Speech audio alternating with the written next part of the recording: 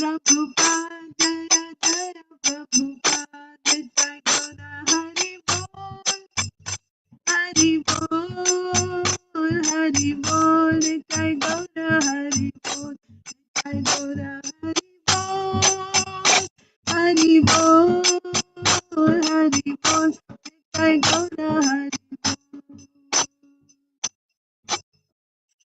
जय ओम विष्णुपाद परमहंस परिव्राजकाचार्य अष्टोत्तर शत Shrimad his divine grace अभय चरणारविंद भक्ति वेदांत स्वामी श्रील प्रभुपाद की जय। इस्कॉन फाउंडर आचार्य श्रील प्रभुपाद की जय। अनंत कोटि वैष्णव वृंद की जय। नामाचार्य श्रील हरिदास ठाकुर की जय। प्रेम से कहो श्री कृष्ण चैतन्य प्रभु नित्यानंद श्री अद्वैत गदाधर श्रीवासादि गौर भक्त वृंद की जय। श्री श्री राधा कृष्ण गोप गोपीनाथ श्याम कुंड राधा कुंड गिरि गोवर्धन की जय। ब्रजभूमि श्री वृंदावन धाम की जय। नवद्वीप मायापुर धाम की जय। पुरुषोत्तम क्षेत्र जगन्नाथपुरी धाम की जय। जगन्नाथ बलदेव सुभद्रा महारानी की जय। जगन्नाथ बलदेव सुभद्रा महारानी रथ यात्रा महामहोत्सव की जय। गीता नगरी रथ यात्रा की जय। गंगा माई की जय। यमुना माई की जय। तुलसी महारानी की जय। भक्ति देवी की जय। ग्रंथराज श्रीमद् भागवतम की जय। Shrimad Bhagavad Gita as it is की जय। श्री चैतन्य चरितामृत चैतन्य भागवत की जय। हरिनाम संकीर्तन की जय। सामवेद गौर भक्त वृंद की जय। निताय गौर प्रेमानंदे हरि हरि बोल। All glories to assembled devotees. All glories to assembled devotees. All glories to assembled devotees. All glories to Sri Guru and Sri Gauranga. All glories to Srila Prabhupada.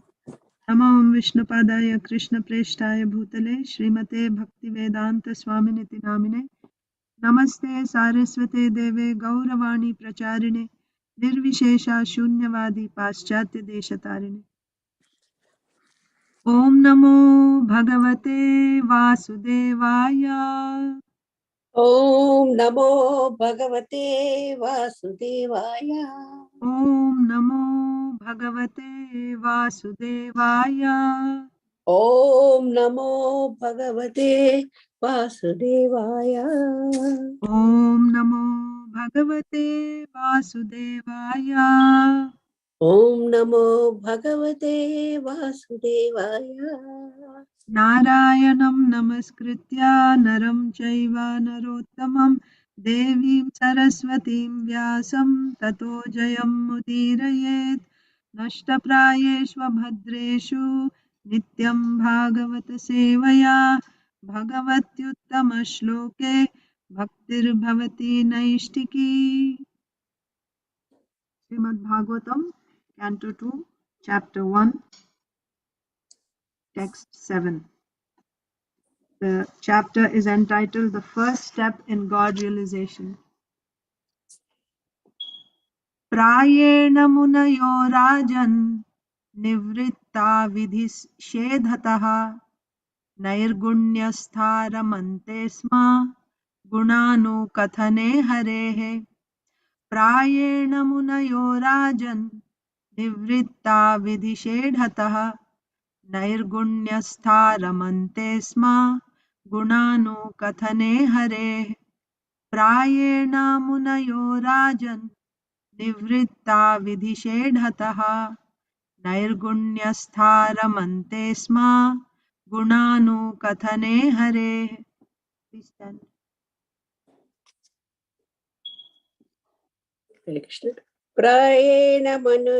Prayena Munayo Rajan Nivritta Vidhishedaha Sedhata Nairgunyasta Ramante Smaha Gudanukatane Harihi.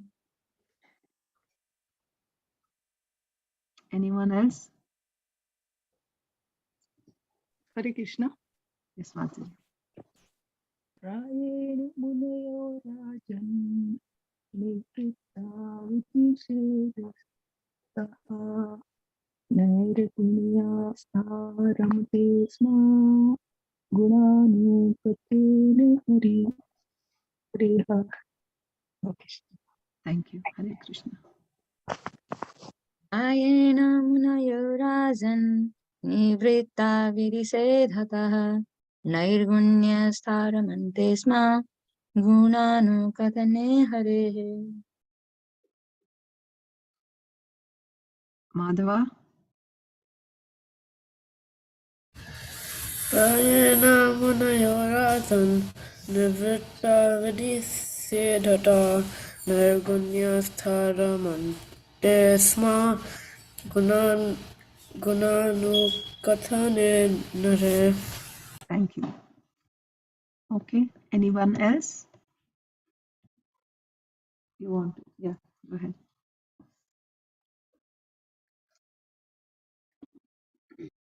प्रायेण मुनयो राजन् निवृत्ता विधिसेधता नैर्गुण्यस्थ रमन्ते स्म Gunanukathane Hare. गुणानुकथने Hare. Thank you. Okay, let's do word to word translation. Prayena, mainly. Munayaha, all sages. Rajan, O king. Nivrittah, above. Vidhi, regulative principles. Shedhatah, from restrictions. Nairgunyasthah, transcendentally situated. Ramante, take pleasure in. Sma, distinctly. Guna anukathane, describing the glories. Harehe, of the Lord. Translation and purport by His Divine Grace, A.C. Bhaktivedanta Swami Srila Prabhupada. Srila Prabhupada ki jai. Translation. O King Parikshit, mainly the topmost transcendentalists who are above the regulative principles and restrictions take pleasure in describing the glories of the Lord. I'll read it again. O King Parikshit, mainly the topmost transcendentalists who are above the regulative principles and restrictions take pleasure in describing the glories of the Lord. Purport.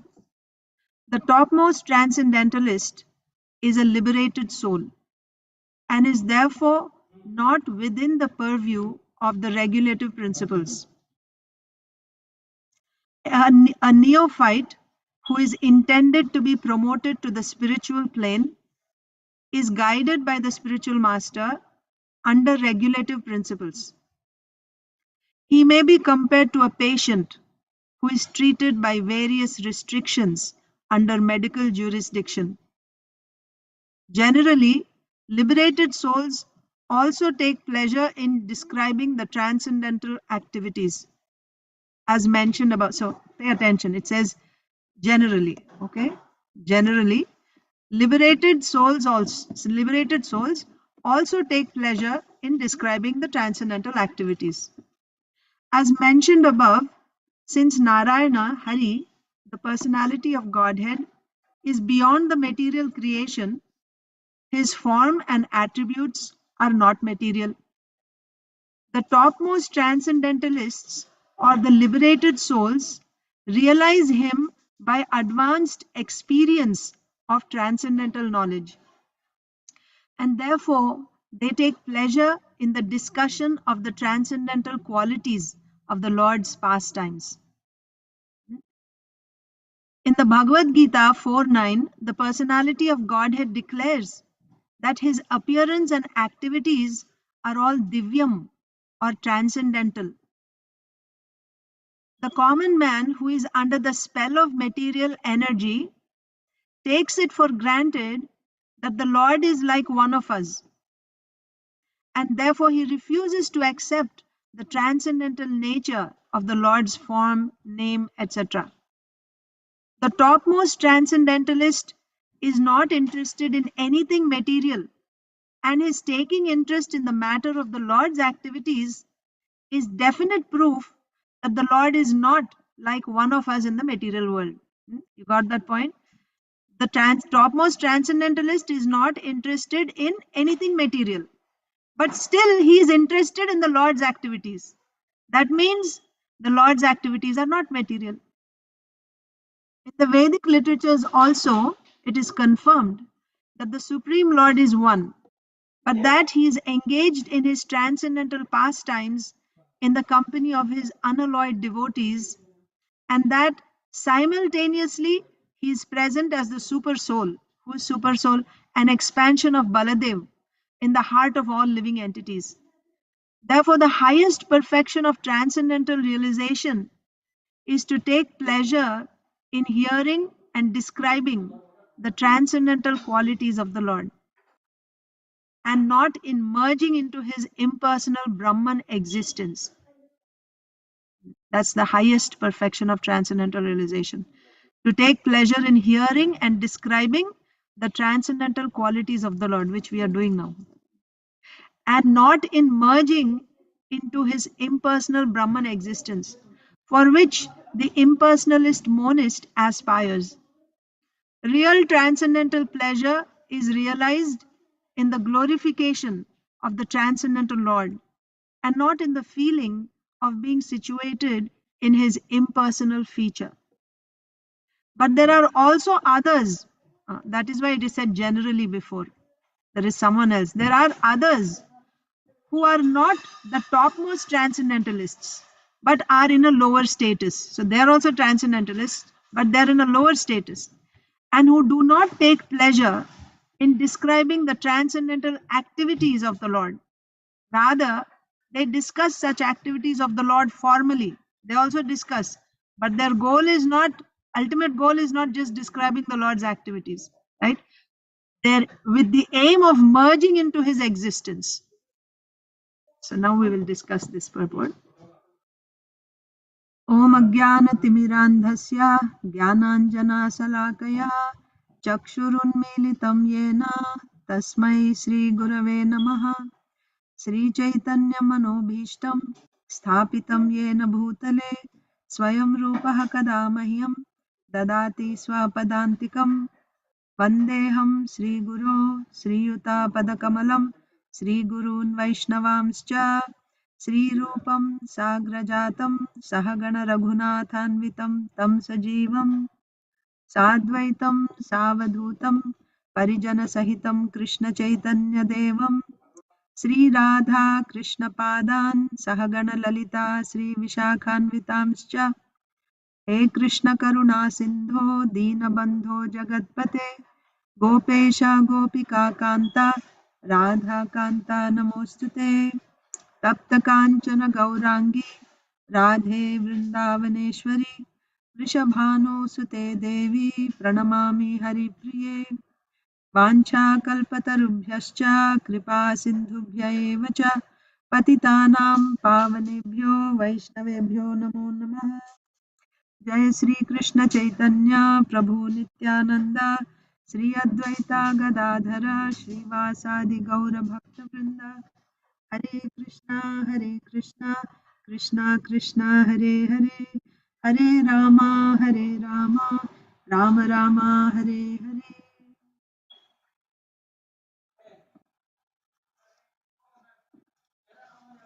You're able to hear me clearly? Okay. So this verse, Prayena Munayo Rajan Nivritta Vidhi Shedhataha Nairgunyasta Ramantesma Gunanu Kathane Harehe. O King Parikshit, mainly the topmost transcendentalists who are above the regulative principles and restrictions take pleasure in describing the glories of the Lord. So what is the context of this verse? Who's speaking this verse? Srila Sukadeva Goswami is speaking. Parikshit Maharaj. Why he is speaking this verse? Parikshit Maharaj had asked a question. What is the subject matter? What is the subject? What should one hear? What should one speak, chant? What should one remember? So what is the subject matter of hearing, chanting, remembering, and worshipping in this world? What is the most important subject matter? And then also, What should one not hear? What should one not chant? What should one not remember? And what should one not worship? In answer to this, first of all, Sukadev Goswami glorified the question asked by Parikshit Maharaj. Why? Because the answer to this question is a subject matter which bestows, which is beneficial to all living entities. So such questions are welcomed by Atmavit, by the self-realized personalities. So here is one important point. How do you know what is important? How do you decide? Your friend tells you, or your parent tells you, or your mind tells you, and you decide this is good and this is bad? No, no. It should be decided by a self-realized person. Decided by self-realized person. Scriptures are given to us, right? The scriptures, the words of Vyasdev, words of Sukadev Goswami, which we are reading in Srimad Bhagavatam, they're all self-realized persons. So their words must be accepted. So Sukadev Goswami is also saying, he's glorifying the question asked by Parikshit Maharaj, because such questions are welcomed by the self-realized persons. And answers also will be given by self-realized persons only. So the first question was, what should we hear and chant and remember, worship? And then the next is, what should we not? So Sukadev Goswami begins the answer with what we should not hear, what we should not chant, what we should not remember and worship. So the next few verses, Sukadev Goswami says that he talks about those who are blind to self-realization. Those who are blind to self-realization, they are only interested in their homes, grihamedis, and so they are only interested in their homes, their family members, maintaining them, and they are envious of other such members, right? Other families. This is grihamedis mentality. And such people have many subject matters for hearing, for chanting, so many subject matters. And also, they cannot see how they're completely blind to self-realization. So they don't see how, with the passage of time, they're moving towards destruction.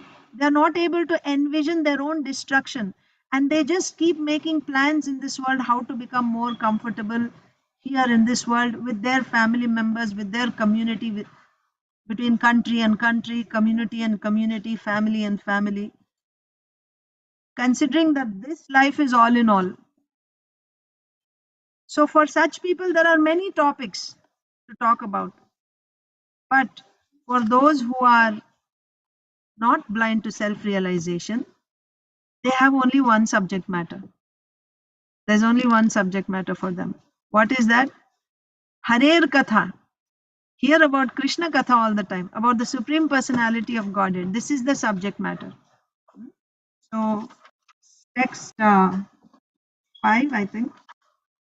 O descendant of King Bharata, one who desires to be free from all miseries must hear about, glorify, and also remember the Supreme Personality of Godhead, who is the Super Soul, the Controller, and the Savior of all miseries. So in contrast to those who are blind to self-realization, they have so many subject matters to hear about, to talk about. In contrast to them, that person who desires to become free from the miseries of this material existence, he has only one subject matter, the glories of the Supreme Personality of Godhead. He will hear about the glories of the Lord, he will repeat the glories of the Lord, he will remember the glories of the Lord. Then the next verse said, the highest perfection of human life achieved. So now there are different paths given in the scriptures. People follow karma kanda, or they follow karma yoga, let's say, and they follow jnana yoga, ashtanga yoga, and then they follow bhakti yoga. What is the highest perfection of all the different paths that are recommended in the Vedas. What is the goal? Samsiddhir haritoshanam, right? The Supreme Lord has to be satisfied by whatever activities you're doing.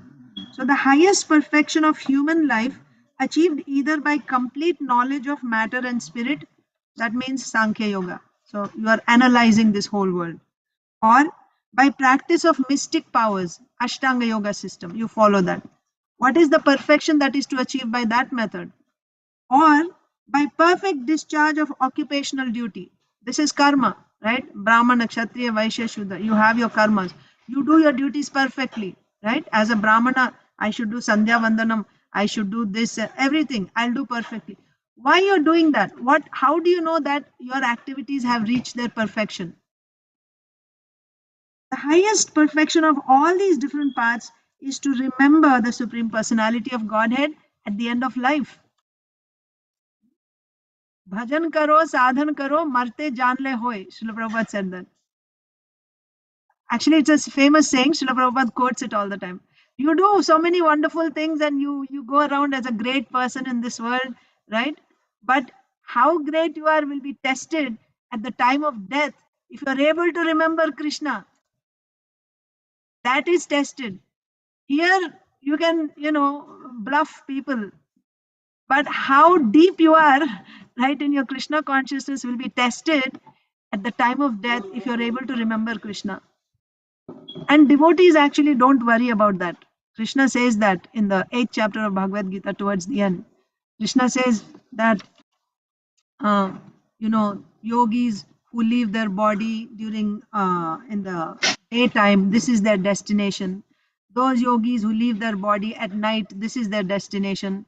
Somebody who leaves during the dark fortnight, right? Krishna Paksha or Shukla Paksha, this is their destination. All this.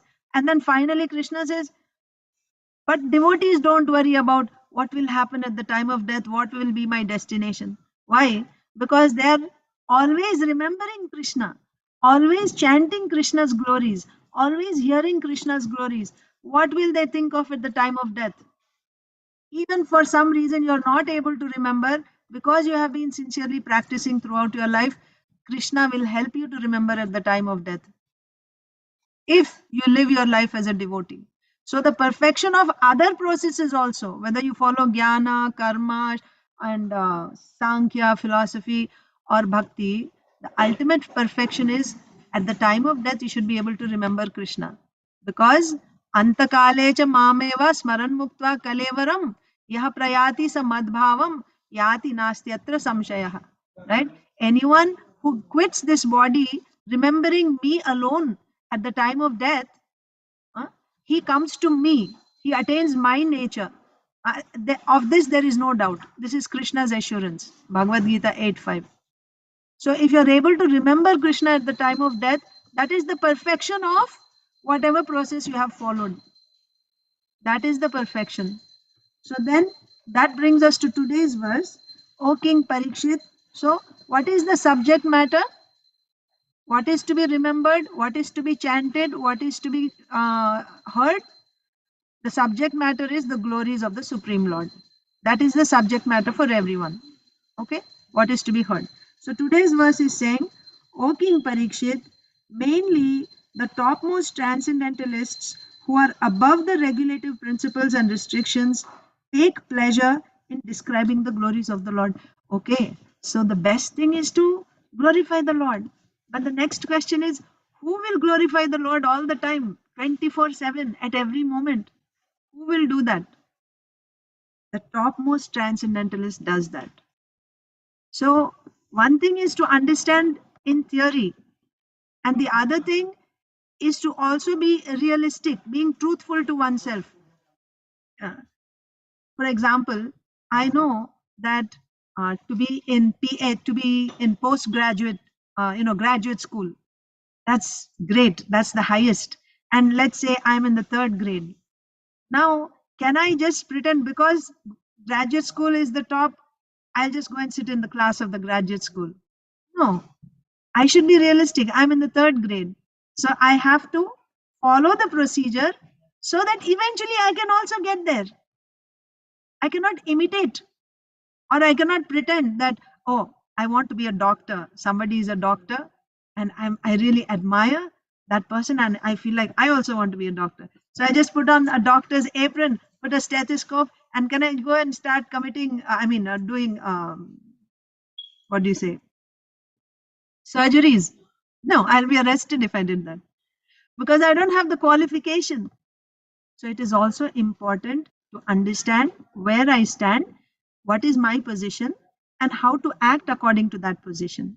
So here we are talking about the topmost transcendentalist, and the topmost transcendentalist is above regulative principles and restrictions. That is the point. Now, imitating this Paramahamsa, if I think I will also give up rules and regulations, because that is the highest we heard. The only subject is always glorifying the Supreme Lord. So I will also just glorify the Supreme Lord day and night, and I won't do anything else. I won't cook at home, I won't clean, I won't work, I won't do anything, and I will simply glorify the Lord. Yes, intention is very good, but will you be able to sustain that? What is the qualification needed for someone to maintain that all the time? So it's important to understand. So I want to share with you one diagram so we can understand this concept a little better.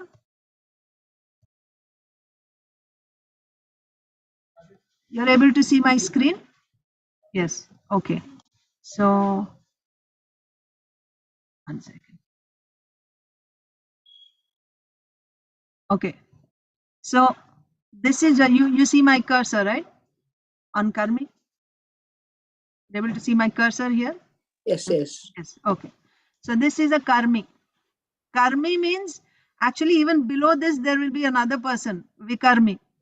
Karmi means who's doing his activities according to the prescribed Vedic injunctions. So duties of Brahmana, Kshatriya, Vaishya, Shudra, he's strictly practicing. But Karmi, he follows that for what purpose? For sense gratification. So we talked about Grihamedhi. That Grihamedhi will fall here only, Karmi. Because the goal of his life is sense gratification. But that sense gratification he will do according to Vedic injunctions. According to scriptures, he will follow, but his goal is only sense gratification. I should be well, my family should be well. That is his goal. This Karmi will, so again, about these two paths, there's Jnani and devotee. Let me show you one more thing before we go further. So there is a verse in Srimad Bhagavatam, or I'll just tell you. It's too much. Okay, here. You're able to see this? What I'm showing you? My sticky note? No. You're not seeing. Okay, I'll just read it. So Srimad Bhagavatam, 5th canto, 5th chapter, text 2. Mahat sevam dwara mahur vimuktes tamo dwaram yoshitam sangi sangam mahantaste samachittaha prashanta vimanvayaha suhridaha sadhavoye. One can attain the path of liberation from material bondage only by rendering service to highly advanced spiritual personalities. Just remember that. You can attain the path of liberation by rendering service to highly advanced spiritual personalities. It is also said that these spiritual personalities are of two types, impersonalists and devotees. Whether you want to get perfection in the impersonal path, that means you want to merge into the Lord's existence, or you want to go and associate with the Lord personally. For both these cases, you must surrender. One must surrender to this devotee. I mean, this great personality, advanced personality. He's called a Mahatma. Okay, so you have that in your mind now. Mahatmas are of two types. One is impersonalist, the other one is a devotee. So this Jnani will be the impersonalist. Devotee will be here. How this person, Karmi, who is entangled in sense gratification, how can he actually begin his path of transcendence? How can he even begin? He can begin when he gets the association of a sadhu. That is what is said by Rishabdev. And sadhu can be either an impersonalist sadhu or a bhakta sadhu. Depending on who you meet, that's the path you're going to take. So if you take to this Jnana path, you meet a Jnani sadhu, then he will guide you in Nishkama karma. You are doing karma, continue doing your karma, but change the quality of your karma. Now you should do karma without attachment to the fruit. Why you should still do karma? Because you are still attached. You are cultivating detachment. For that you have to do Nishkama Karma Yoga. This is what is explained in Bhagavad Gita 3rd chapter. Nishkama Karma Yoga. When you perfect this Nishkama Karma Yoga, then you enter into this Jnana Marga. And entering into Jnana Marga, what is the entry door? What is the basic qualification for someone to start Jnana Marga? You should get full detachment, or you should get Antahakarana Shuddhi. Full detachment from this world. You are not affected by happiness, distress. You don't see somebody as my friend and someone as my enemy. Complete detachment. Unless you get that, you cannot enter into Jnana Marga. That means that's why in Jnana Marga only sannyasis go there. They give up everything. And then you don't have to do any karma. No rules, regulations as far as your duties in this world. Okay? And the highest perfection one gets in Jnana Marga is this, Sthita Pragya. This Sthita Pragya is Jivan Mukta, and then he will ultimately realize Brahman, the Supreme Lord. Okay? So when we said there are two types of topmost transcendentalist, this is the first one, Sthita Pragya.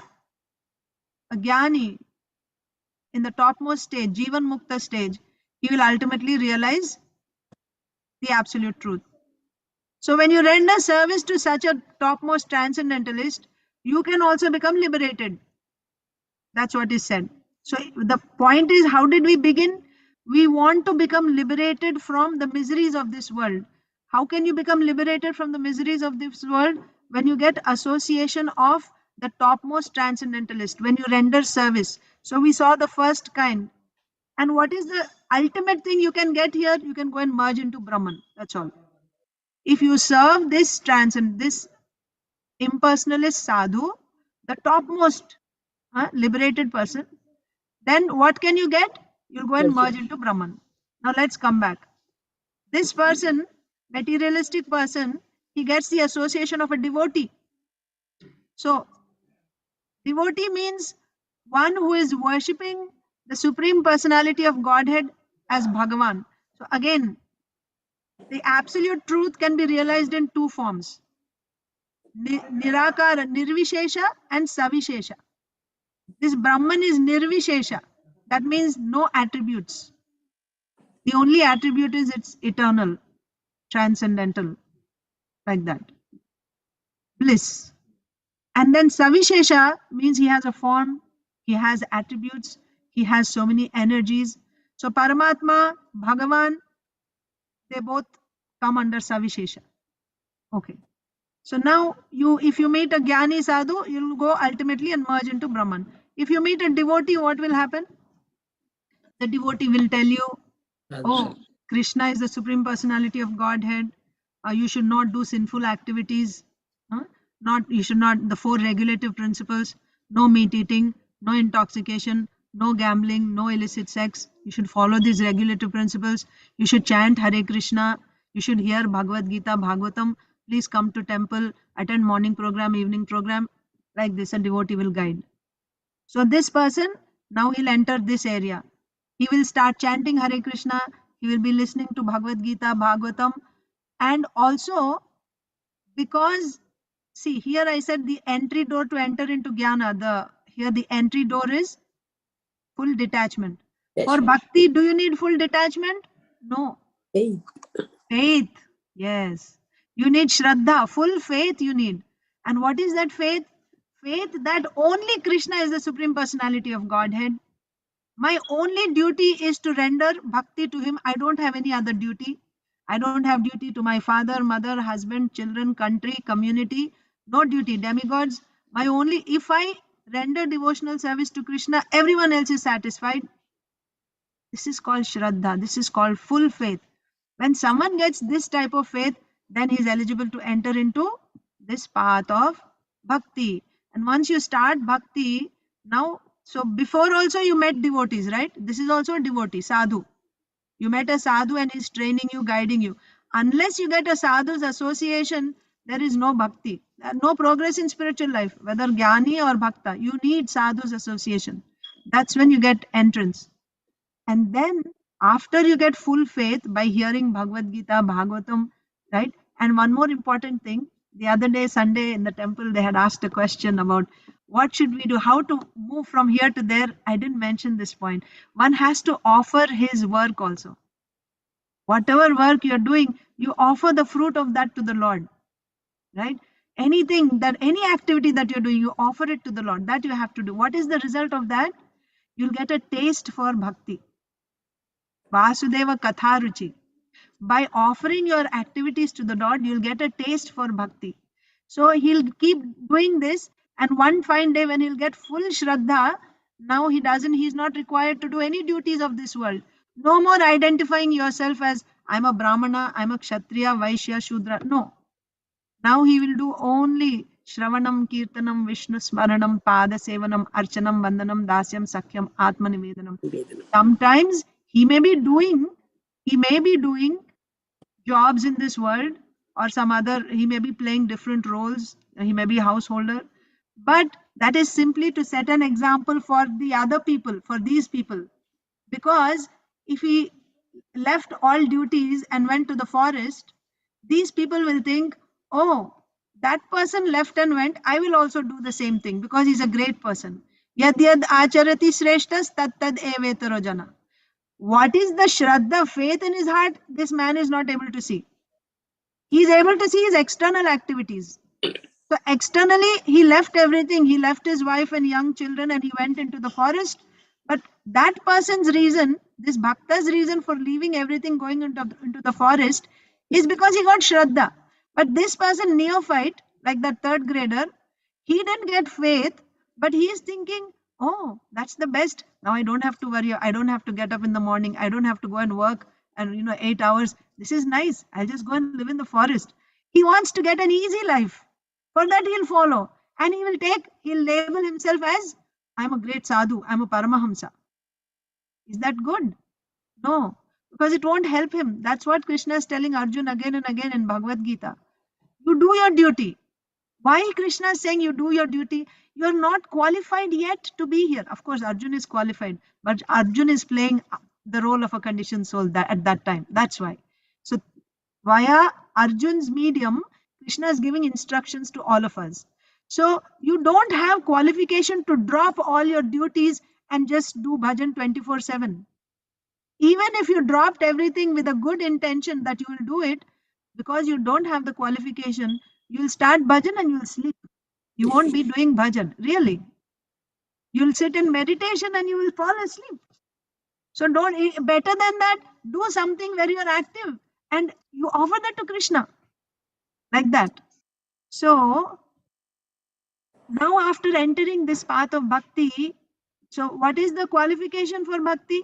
100% Shraddha, that I have to do only bhakti.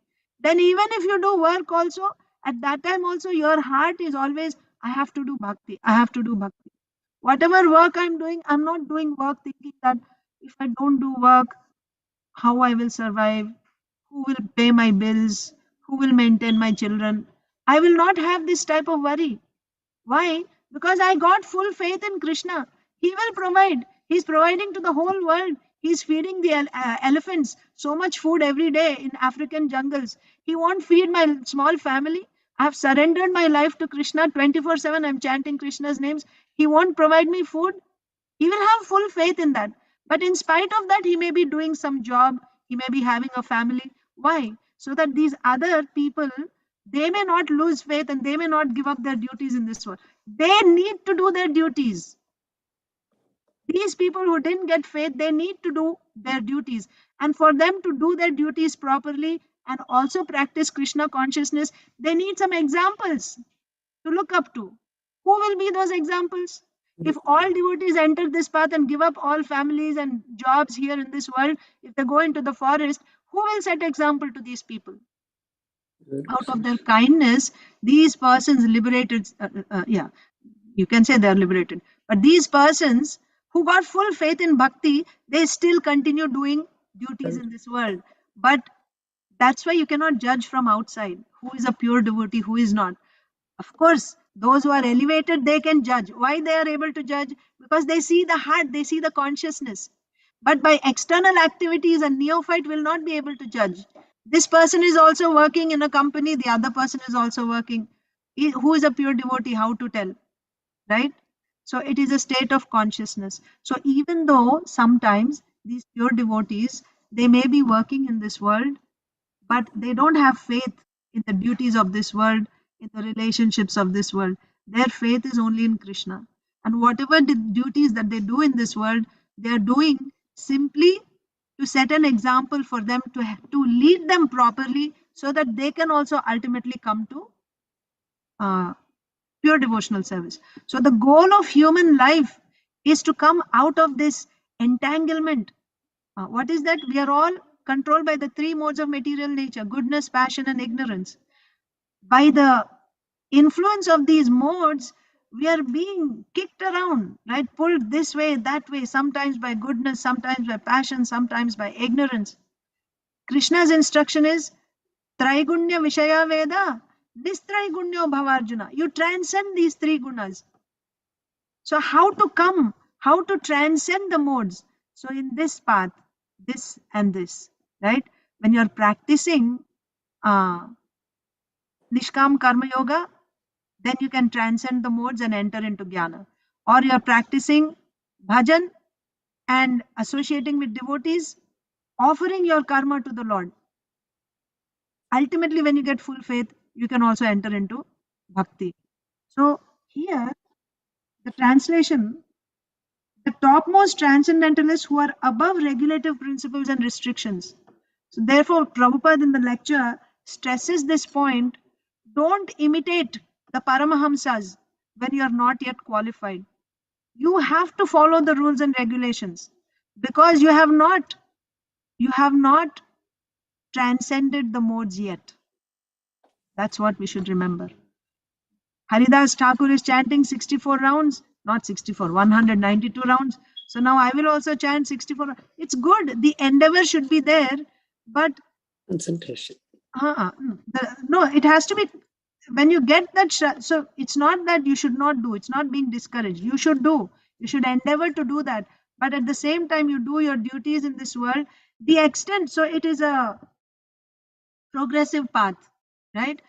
The more your Shraddha increases, proportionately your material activities will also reduce.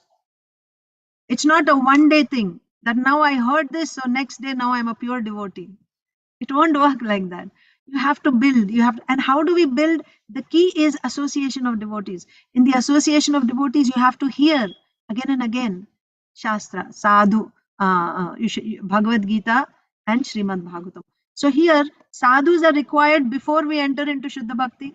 After you enter into Shuddha Bhakti, also you need sadhu association. Because it is the sadhus who will guide us how to do bhajan, depending on our advancement, how we can progress. And then you come to Anartha Nivritti, Nishtaruchi. Finally, here is that topmost transcendentalist who has developed love, prema. So Rishabdev is saying, if you want to come out of the three modes of material nature, the miseries of this world, you must serve the topmost transcendentalist. One is this transcendentalist on this side, the other one is this. So now coming back to our discussion again. Two types of sadhus are there. One sadhu is a jnani sadhu. Another sadhu is a devotee sadhu. We are talking about the topmost devotees. So this jnani sadhu is Brahmanubhavi. He's experiencing Brahman, Brahmanubhavi. And the devotee is called Labdha Premnaha. Labdha Premnaha means he already got prema. That is Uttama Bhakta, the topmost devotee. So what is Srila Prabhupada saying in the purport? This Uttama Bhakta, so the idea, the message of this purport is don't imitate topmost devotees. But at the same time, we need to take their association and try to understand who they are, what is their position, what are their qualities. This topmost devotee, so we won't study the details of this Brahmanubhavi because that's not our path. Besides, towards the end of the purport, Srila Prabhupada also says that he is still of a lower level compared to this Labdha Premnaha. That means the devotee who got love for Krishna, he's topmost. One condition is this devotee has no taste whatsoever in material activities. He has no material desires. Someone who got prema. So after transcending the modes, then he has entered into bhakti, isn't it? He got full shraddha. Okay, he got full shraddha. He entered into bhakti. And by his bhajan, by his practicing bhakti, he has come to such a state of realization that now he's actually experiencing the Supreme Lord. He's experiencing the sweetness, the sweet qualities of the Supreme Lord, this sadhu. And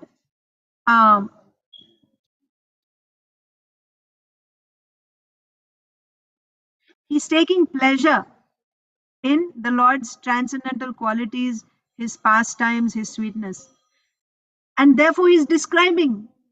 In fact, he cannot stop describing the glories of the Lord even for a moment. He cannot stop meditating on the qualities of the Lord even for a moment. How is it happening? Because he's experiencing them. He's directly experiencing them. So he cannot stop. The pastimes, the qualities of the Lord are so sweet, he cannot stop even for a moment. Whereas somebody who is still conditioned by the three modes, even after hearing about Krishna's pastimes, he thinks he's also another person like me. He will compare himself with Krishna all the time. And because Krishna did that, I will also do this. So that is the difference between someone who is a Paramahamsa and who is not, who is a materialistic person. So the topmost transcendentalist is not interested in anything material. But he is taking interest in Krishna's topics, means Krishna's topics are not material. Just like Sukadeva Goswami. Sukadeva Goswami is, before he heard Srimad Bhagavatam, he was already free from all material desires. He was actually Brahmanubhavi, topmost on the other side, Jnana side. But then when he heard Srimad Bhagavatam, when he heard about Krishna's pastimes, he found it to be so sweet, he got attracted. So this shows that he has love for Krishna. And if he has rejected that which is material and now he's feeling attraction towards something, means that thing is not material. So Krishna, Janma Karma Chame Divyam, my birth and my activities are transcendental, Krishna says.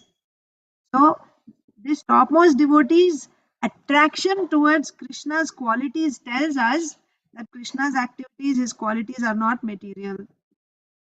But now, as we said, the Lord is realized in Nirvishesha and Savishesha form. The transcendentalist, the Brahmanubhavi, he's also a transcendentalist, but he is not as good as a Premi Bhakta. Why? He will not describe the glories, activities of the Supreme Lord. Because his goal is to merge into Brahman, and Brahman means Nirvishesha, Nirakara. He has no attributes, no form, no pastimes, no qualities, simply eternal existence. That is his final destination. Sometimes even these Gyanis, they read Bhagavatam, they discuss the Lord's pastimes, but their understanding is by studying Bhagavatam and everything, ultimately we will go to the topmost, which is impersonal. We'll go and merge into that impersonal. Therefore, that's why Srila Prabhupada says in the purport, formally, right? Sometimes they discuss the activities of the Lord formally, just for formality they discuss. But what is in the core of their heart? Ultimate is the impersonal. I should go and merge into that impersonal. So therefore, they are not as good. As their association is not as great as the association of a premi devotee, a devotee who has achieved prema. So that is why here I told you to note in the purport, generally liberated souls also take pleasure in describing the transcendental activities. Generally means the devotees, bhaktas take pleasure. And the jnanis, even though they describe, they're not doing it because they're taking pleasure, they're describing it for formality, because their goal is to go and merge into Brahman. There's a lot of discussion on this topic. Actually, I just gave you like the top a few points. There is detailed study on this, very nice, very interesting, given by Srila Jiva Goswami in Bhakti Sandarbha. It's called Sadhu Prakara, and nicely quoting from the discussion between the Navayogendras and King Nimi. King Nimi's conversation with Kavi, Havi, and there they established their who is an Uttama Bhakta, what are his qualities. So we don't have time to discuss all that here in this class. And also there's other, how to decide who is a topmost devotee, how to decide, what are the criteria to decide. So like that, there's a lot of discussion. But I think I gave some overview, right? I think maybe you can give me some points, throw back some points at me so I know what you understood so far. The chart makes me understand a lot. Right. Thank you. That's a very good thing, you know. So what is the difference between jnani and devotee? Okay. Thank you. Nice, That's Mataji. the only one. Yeah. Thank you. Anyone else wants to share anything that you understood in this class or some clarification you want? Can I get the chat? Yes, Mataji, I will share it. Sure. So if there is no questions, then I will end the class here. Today's Suman Mataji. Yes, Mataji. Hare Krishna, Mataji. Very nice class. I really like the chart also, and everything is so clear. But I have one question. Yeah. That when the jnani, they merge into the Brahman, do they come back to the material world or they stay with Krishna? No. They don't merge. After merging, they don't come back to the material world. And it is also not that they go to Krishna. Because Brahman, merging into Brahman means Brahman is the effulgence. It's outside of the planets. It's the effulgence. They go and merge into effulgence. It's like being in the sky. So they merge into that Brahman and they want to be part of that Brahman. Like now they don't have their own identity also. They just go and merge and become one with Brahman. That's why the devotees don't. So devotees get their own form. Oh, Mataji, cannot hear you. Sorry, you cannot hear me. Yeah. So I said devotees, they consider this type of merging to be hellish. Why? Because the whole idea of bhakti is a relationship with the Supreme Lord. Yeah? Yes, Mataji. Thank you, Vindhyavali Mataji. Devotees, bhakti means a relationship, isn't it?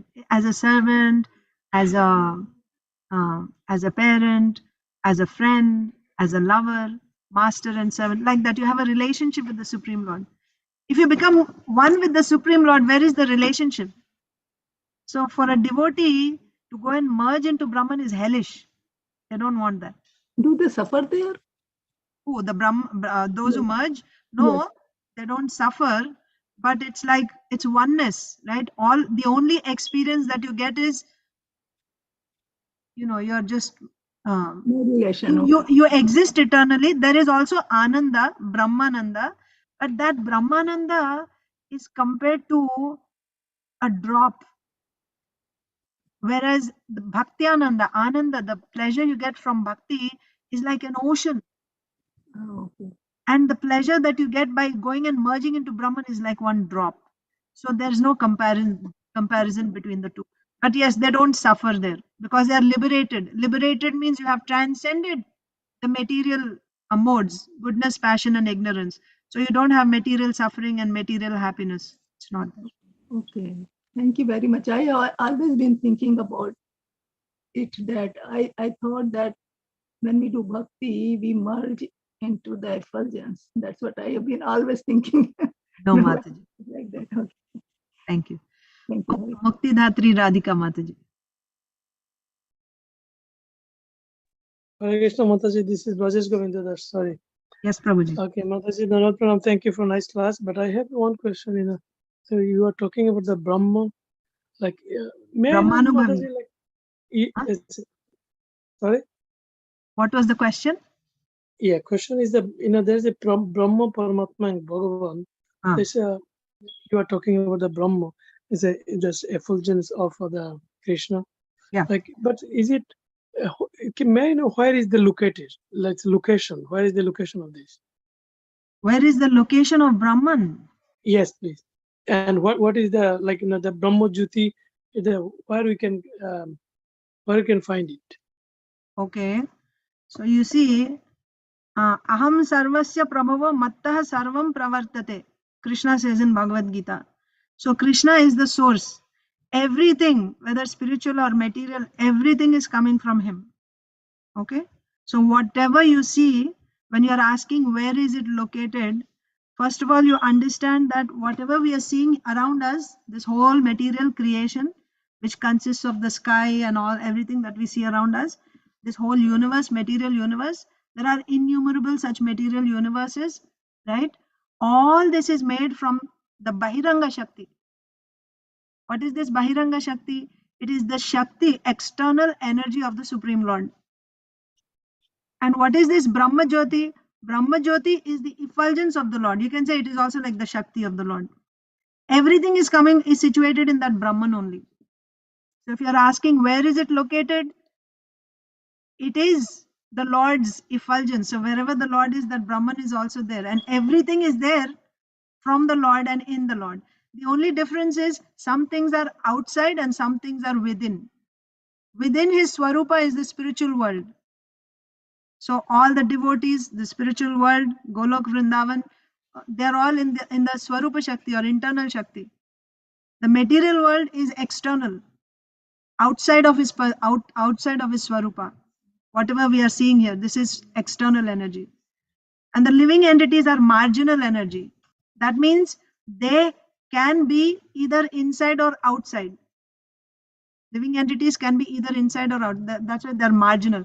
Prabhupada gives the example of the beach, sea beach, right? Sometimes it is covered by water, sometimes it is not covered by land. So the living entity, when it gets covered by Maya, then he is in the material. When it is not covered by water, when it is not covered by Maya, then he is in Antaranga Shakti. And what is Brahma Jyoti? Brahma Jyoti is the Lord's effulgence. So Brahma Jyoti is everywhere. Spiritual world, material world, everything is Brahma Jyoti. So when this person who wants to go and merge into Brahma Jyoti, he's just going and merging into the personality. Personality means here just the effulgence. And also this Brahman, this Brahma is, it's just like the sun. You have heard this example before, right? Right now I'm sitting here and through the window I see the light. I don't see the sun. But when I see the light, I know the sun is outside. My understanding is the sun is there because light is there. This is Brahman realization. You don't see the sun, you don't see Bhagavan, you don't know anything about Bhagavan, but you experience Bhagavan through his light, which is Brahma Jyoti. And merging into Brahman is like going and merging into that light. And you're thinking, because I haven't seen the sun, I'm thinking sun means light, that's all. And I want to go and merge into that light, like that. Does it make sense? Yeah, Maharaj, yeah, I hear the same thing, but the thing is, like, there is a like nicely explanation. The Paramatma is located is everyone's hearts. Krishna Yes. is in a location, might be in the Vrindavan, sometime this the devotee's heart, sometimes the Sadhu Sangha. There is some explanation, but that's why but someone like the asking question, but I hear this also one devotees said, I'm not sure is it correct, they said, the Krishna means Golok Vrindavan and the Soroja Nadi, this between there is location is the Brahmas. I'm not sure is it really correct or not. Whatever you said, this is perfect. Yeah, I see the Gita is already say Aham Sarvasya Prabhu. Yeah, I know this. Everything is creation by Brahman. But also we know that the Krishna's everything. It means like Krishna can do whatever he can do is any of his parts. This effulgence is also not also the different from the Krishna, but there is a different because of there's also Krishna says Brahma Paramatma Bhagavan also different feelings means like is not same, but is almost same, but is little different because like all the feelings of the devotee or someone that's exactly not same. That's why I'm not sure the location. This is the Brahman, Paramatma, and Bhagavan.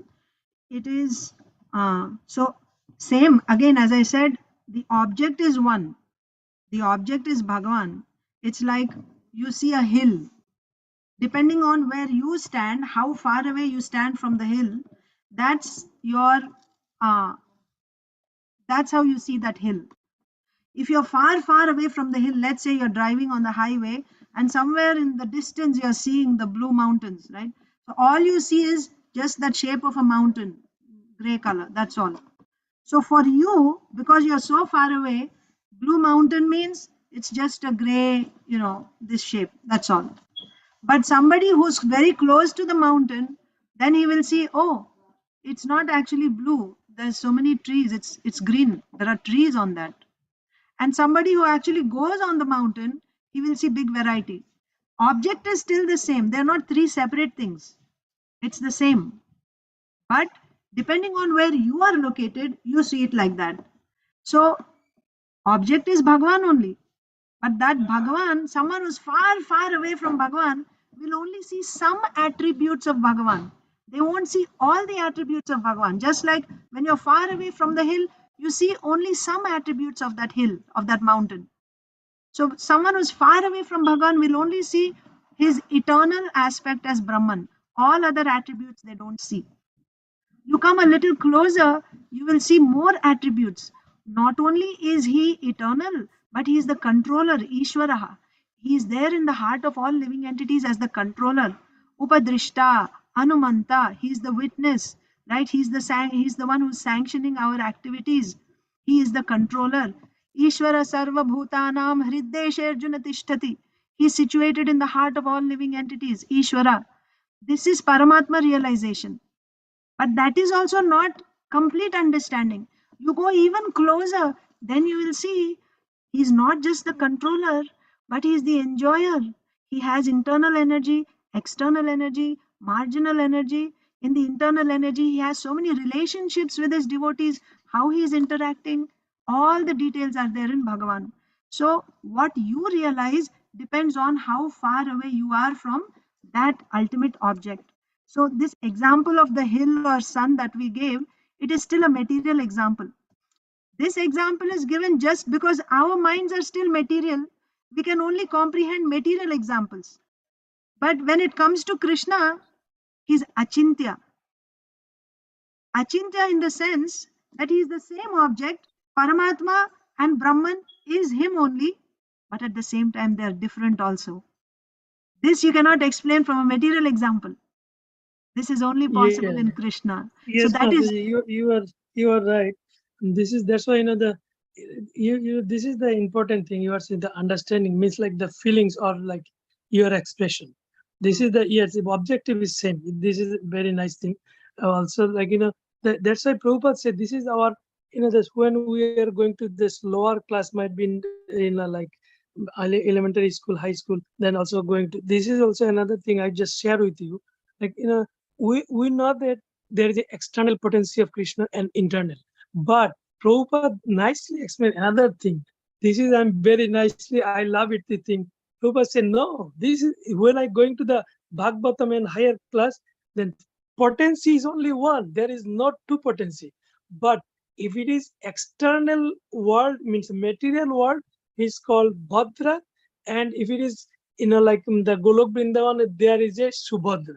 But this is the Prabhupada is this I really love it. This thing. But I hear the one devotee Mataji, I'm sorry, this again, I'm sorry, but it's fine. Thank you very much for your question. He said like that there is a called Soroja Nadi, and he says like in a Golok Vrindavan in the highest, there is a between, this is the Brahmajyoti is located. This is, I'm not sure. That's why I'm asking. Might be you know that better than me. It's true. It's like that is also true. Brahman is everywhere, Brahma Jyoti. But you have to see, the thing is now we are in the material world. Yes, material universe. Universe has so many layers. You Okay. have earth, water, fire, like that, 7 layers. So for someone to become liberated from this universe, you have to actually come out of this universe. You have to break through these coverings. So what are these coverings? It is your consciousness also, but you have to actually break through all this and come out of that. And what is there outside? It's just like there's the spiritual sky and there are so many planets, universes. Correct. So you come outside and what is there outside? It is just that sky. So you call that Brahma Jyoti. You can say that also. And what is the river that is separating from the spiritual world and material world? The Viraja river. On this side are all the conditioned souls, and on the other side are all the liberated souls. So liberated souls can be either in Brahma Jyoti as Brahman, or they can go into the planet. Yeah, now I got it. Yes, Mataji, nice. Thank you. This is the thing. Yeah, if it is someone, the question is something with different view also. Maybe someone asking, yeah, Brahma, Paramatma is located in the living entities. Krishna is located in the Golok Vrindavan, and where is the located Brahmajyoti? Then it might be the exactly the answer is might be the whatever you said now. And if it is like different view, yeah, Krishna is everywhere. This is the Aham Sarvasya Prabhu. Thank you, Mataji. Nice explanation. Hare Krishna. Hare Krishna. Hare Krishna. Kalpesh Prabhu? Sorry, I didn't take your question. Also, we are actually going for the Gita Nagari Rath Yatra, so quickly we'll take one question. Yes, Prabhu. I can't But- hear you. Can you hear me? Yes. I thought like it will be too late, so I can ask in Gita Nagari. Ah, great. Thank you. Thank you so much. Hare Krishna, all of you devotees. Thank you. Hare Krishna, Bhakta David Prabhu. Thank you. So we'll end. Vancha kalpatarubhyascha kripa sindhubhya evacha patitanam pavanebhyo vaishnavebhyo namo namaha. Ananta koti Vaishnava Bhakta Vrinda ki jai. Granth Raj Srimad Bhagavatam ki jai. Yeah. Thank you so much. Yeah. Thank you, Hare Shamagari Krishna Mataji. Mataji. Thank you so much. Thank you. Thank you. Happy Rath Yatra. Happy Rath Yatra.